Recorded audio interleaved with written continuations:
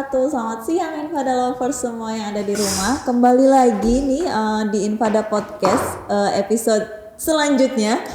Bertepatan dengan hari Rabu ya, tanggal 3 Februari 2021 kita kembali lagi. Dan tentunya di Infada Podcast kali ini kita bakal ngebahas hal-hal yang berbeda, tema-tema yang berbeda dari sebelumnya. Hari ini ditemenin sama saya Amalia Rustinar dari Sastra Jepang semester 6.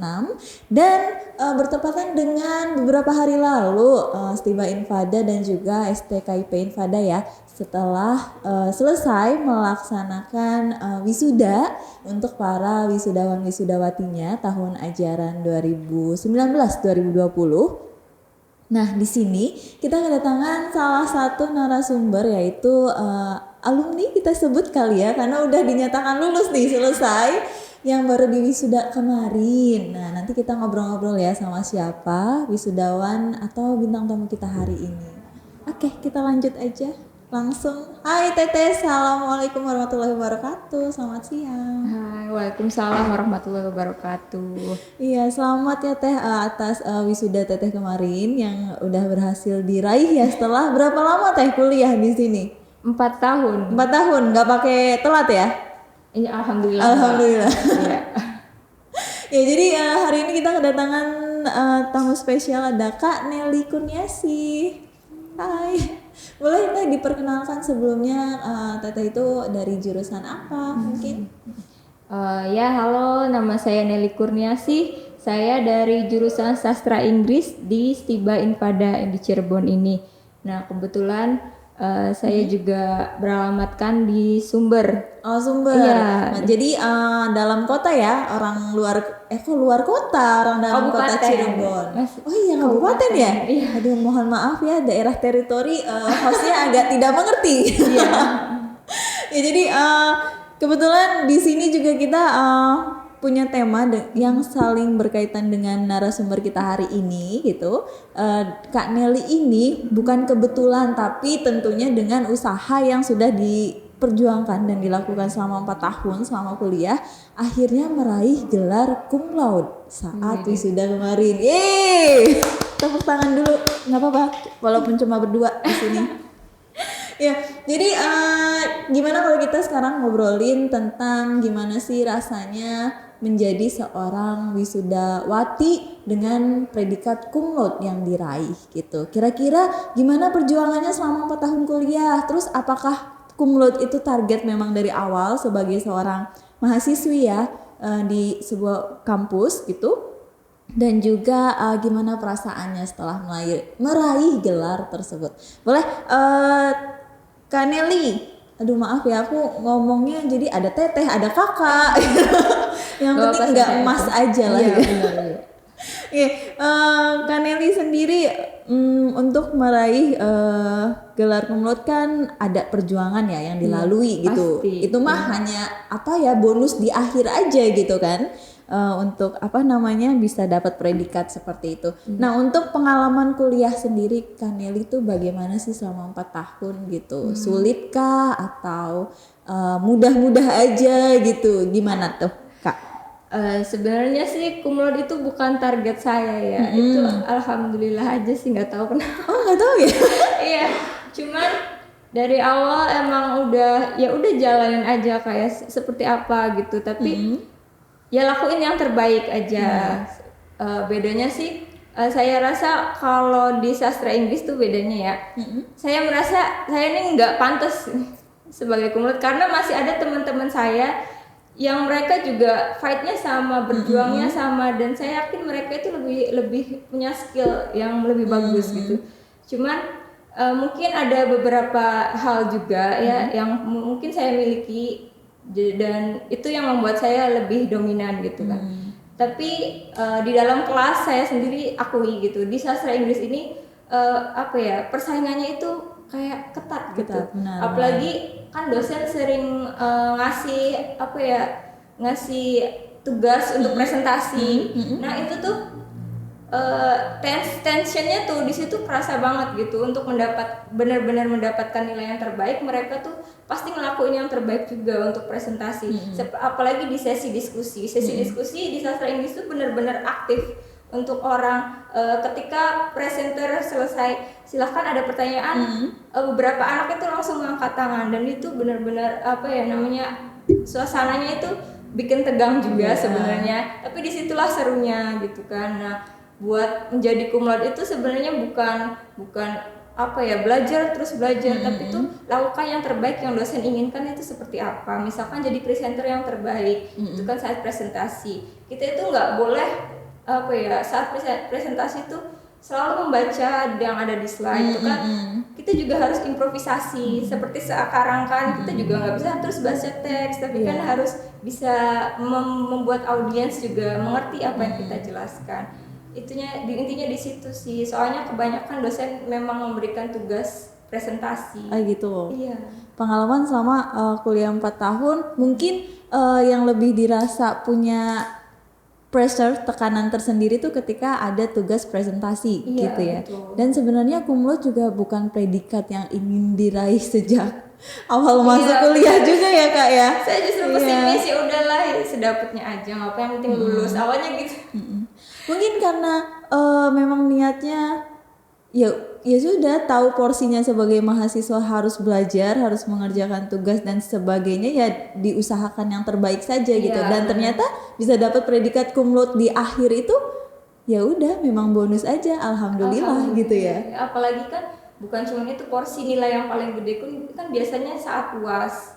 UAS itu biasanya dosen itu ngasihnya mini research gitu kan. Nah, itu tuh bobotnya banyak. Nah, itu tuh lakuin benar-benar di situ. Nah, di situ tuh kita bisa tahu nanti kedepannya untuk skripsi itu apa gitu kan. Makanya kita bisa banyak cari referensi pas lagi ngadain mini research itu situ. Mungkin kayak yang put your heart in every little things you do gitu ya. Yes, that's right. Serius gitu ya, nggak main-main gitu. Ya, jangan asal kuliah aja. Nah bener, asal ngumpulin deh mini researchnya gitu kan. Iya, saya emang ya udah kuliah tapi tuh lakuin yang terbaik gitu kan. Cum laude itu bonus lah. Iya benar. Oke, seru pengalaman. Ternyata Kanel ini dari sastra Inggris, ketatnya gitu ya persaingan, aktif ternyata teman-teman di kelasnya juga gitu. Makanya saya juga kaget kemarin tuh saya dapat cum laude kan dengan IPK berapa gitu. Ternyata saya tanya teman saya dan itu bedanya tipis, bedanya tipis di situ. Tapi ya memang benar juga ada pertimbangan lain yang mungkin dilihat Kaneli pantas untuk mewakili yang lain gitu. Untuk kemarin ini ya sempat menyampaikan pesan dan kesan juga ya pas di acara wisuda. Betul ya.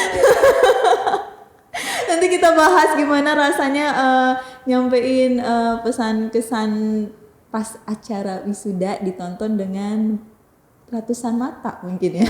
Memandang. Oke, kalau tadi predikat cum laude itu memang bukan sesuatu yang ditargetkan sejak awal gitu. Tapi boleh mungkin kasih sedikit saran untuk adik tingkatnya sekarang, selain harus dilakukan yang terbaik gitu dalam segala aspek selama menjadi mahasiswa gitu di sini, kira-kira apalagi sih Kak? Misalnya ada nih yang menganggap bahwa nilai yang tinggi itu penting gitu loh. Iya, jadi kira-kira apa nih Kak? Ada saran apa? Saran saya sih ya, saya tuh lebih suka dengan organisasi. Organisasi, oke. Penting, apalagi untuk mencari pekerjaan. Perusahaan itu lebih mencari mana anak yang aktif dibandingkan mana nih yang nilainya tinggi tapi dia tidak pernah ikut organisasi apapun, dia tidak punya skill untuk bersosialisasi. Nah, oleh karena itu saya lebih menekankan jangan hanya bagus di IPK, tapi juga bagus di organisasi, apalagi organisasi kemasyarakatan. Itu sangat penting. Di dalam kampus Tiba juga banyak kan organisasi hima. Nah, itu Elsa bisa juga di Elsa. Inggrisnya ya. Kita bisa bergabung di situ. Banyak hal yang bisa kita dapat di situ. Bisa ngolah diri juga. Saya dulu orang nggak pernah bisa bicara depan umum. Orang yang gagap tuh takut lah bicara, apalagi depan kamera seperti ini, takut gitu kan. Tapi saya kenal dengan orang yang bisa ngolah saya gitu, bisa ngolah saya. Kamu tuh harus berani, kamu harus maju. Akhirnya saya bisa bicara di depan panggung kemarin, pidato seperti itu. itu tuh bukan cuman proses yang cepat gitu, tapi ada juga pelajaran-pelajaran penting yang saya nggak dapat di dalam kelas. Benar-benar. Saya dapatnya itu di organisasi. Berarti bisa dibilang Kak Nelly sempat ikut ini tergabung dalam keanggotaan Elsa? Elsa iya sempat.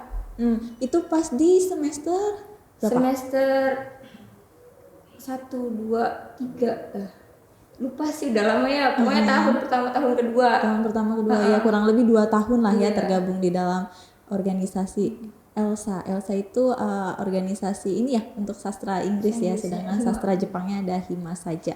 Oke, jadi selain mengerjakan sesuatunya harus dengan serius, sungguh-sungguh dengan baik, dan yang tidak kalah penting dari sekedar mendapatkan teori di dalam kelas, ternyata aktivitas di luar kelas, kegiatan seperti ikut organisasi juga jadi satu hal yang penting ketika memiliki tujuan untuk bisa mendapatkan predikat cum laude ataupun nilai yang tinggi mungkin ya. Dan juga mungkin lebih ke soft skill ya, bisa didapat ya. Ya mungkin nilai tidak terlalu berdampak ketika ikut organisasi, tapi kemampuan dan perkembangan diri ternyata bisa diasah dari situ. Iya itu tuh. Siap. Lanjut lagi ke predikat cum laude yang diterima sama Kak Nelly dari sastra Inggris ini. Yang terkejut sepertinya bukan cuma Kak Nelly aja, saya yakin.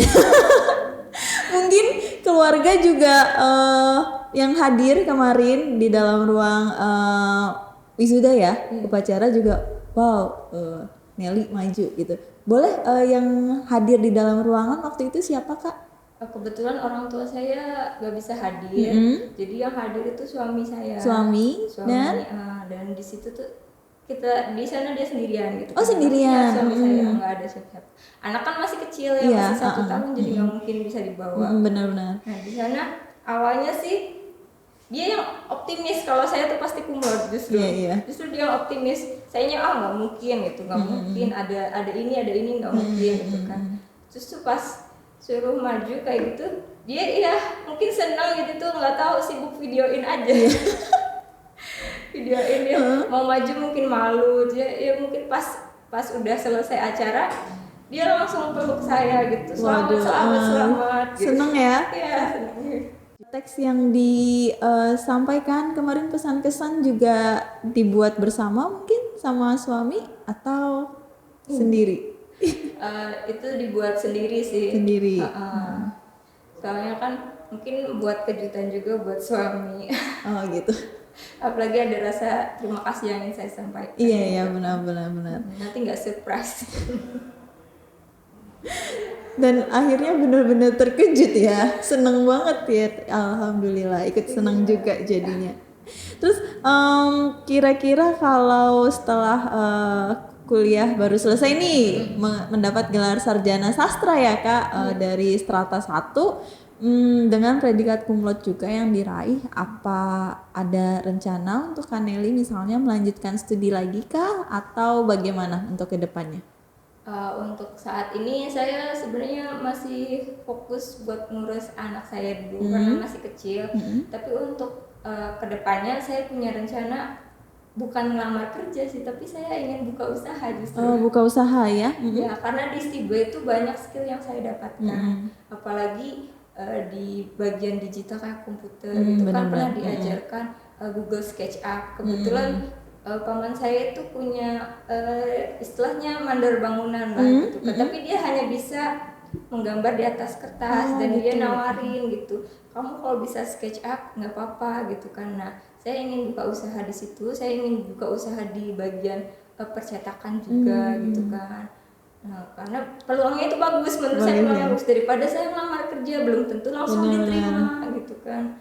Apalagi itu kan saya bisa sambil ngurus anak juga di rumah gitu. Tapi untuk saat ini anaknya masih terlalu aktif, jadi saya juga masih kewalahan. Kayaknya masih harus punya banyak waktu di rumah ya sama anak ya. Iya betul. Benar-benar.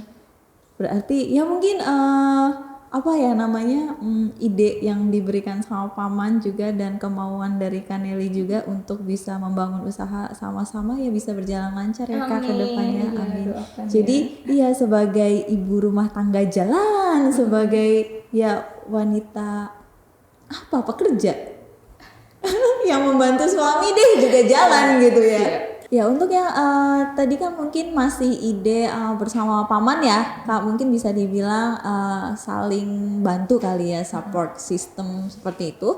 Tapi sebenarnya dari kakak-kakak tingkat yang sebelumnya juga kan ada ya beberapa atau bahkan sebagian besar yang juga memutuskan untuk punya usaha juga nih, entah di berbagai bidang, banyak ada yang coba dagang ini atau usaha ini dengan kemampuan yang dimiliki gitu. Kira-kira suatu saat nanti nih Kaneli ada usaha, kok usaha sih? Kaneli ada rencana untuk buka usaha sendiri atau enggak gitu loh. Dan itu kira-kira tertariknya di bidang apa? Apakah hanya percetakan saja seperti yang sebelumnya atau bagaimana?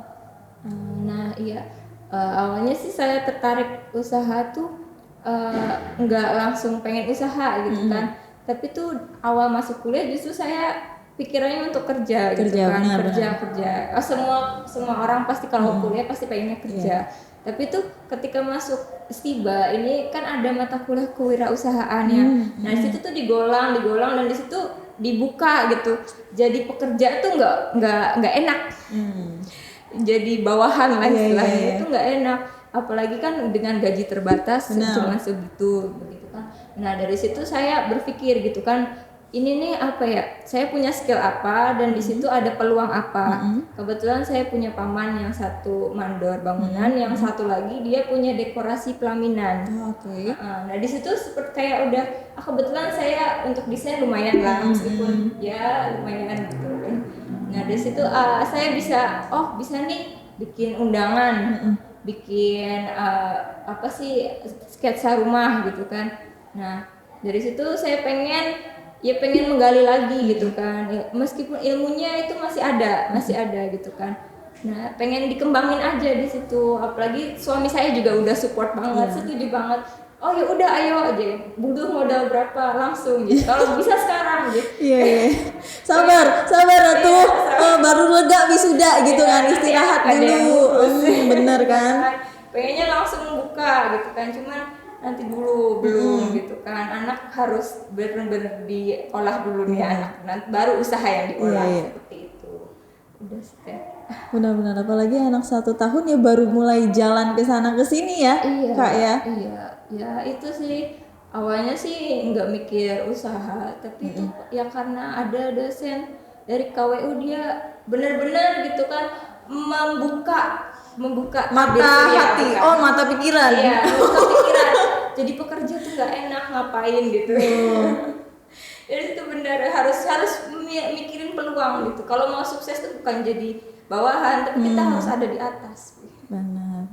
Atas kursi nggak berlaku ya Kak? Enggak. Atas usaha yang kita buat lah ya gitu. Tapi ya nggak dipungkiri kalau misalnya masih ada, ini Kaneli beruntung ya karena suaminya menawarkan modal, karena usaha butuh modal. Modalnya bisa finansial, materi, bisa tempat juga kan gitu.